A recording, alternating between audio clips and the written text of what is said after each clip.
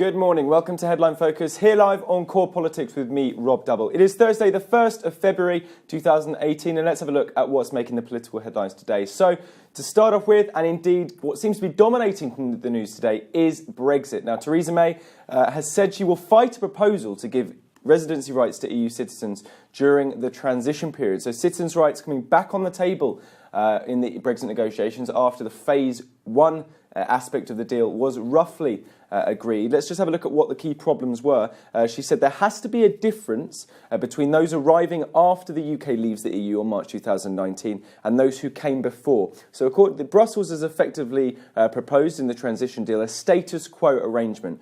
And that basically means everything that the EU citizens are entitled to now, they will be entitled to during that 2-year transition period. That includes freedom of movement of citizens, citizens' right for those who settle in the UK, access to benefits in the UK, and that will go on until December 2020. Verhofstadt, who's the EU Parliament's chief Brexit negotiation partner, says we will not accept that there are two sets of rights for EU citizens during the transition period, making it clear that this is going to be a real issue in these negotiations unless there's a softening on the UK side. The new rules, if Theresa May gets her way, well, we could see then during that 2-year period, we'll have EU citizens having to get mandatory work permits, requirement to register on arrival, and also restrictions on access to benefits as well. More in keeping with what happens in immigration outside of the EU. Really interesting story. That's certainly something that's going to be dominating today's news, and certainly an issue which is going to dog the transition deal negotiations all the way up until the European Council meeting next month.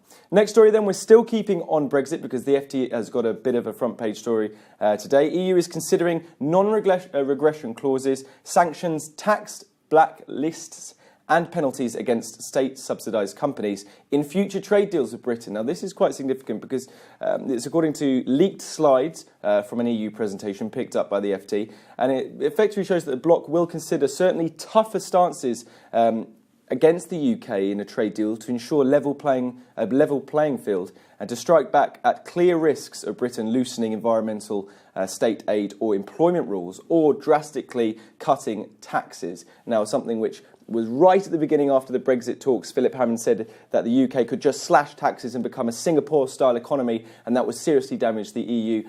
The EU are obviously trying to bring in clauses into a trade deal which would effectively stop the chances of that ever happening. Really, really interesting story. Another little aspect to this as well is diplomats, according to the EU 27, European diplomats are suggesting that there is going to be a possibility of the UK getting access to the financial services in the EU, the European single market, but it would have to be a pay-per access to the financial service. So effectively the UK would get that access, but they'd have to pay the EU for the luxury. Certainly a lot softer than Michel Barnier's previous stances, who said that the UK will never ever be able to get access to the financial services of the EU under a Canada-style arrangement. But certainly the idea of transferring money to the EU after March 2019 might still be politically too difficult for the Prime Minister. One more story then. Westminster will be moving out, and by that I mean the House of Parliament, Houses of Commons and the Lords. Parliament is expected now to relocate from the Palace of Westminster in the next decade. MPs voted yesterday, 236 to 220,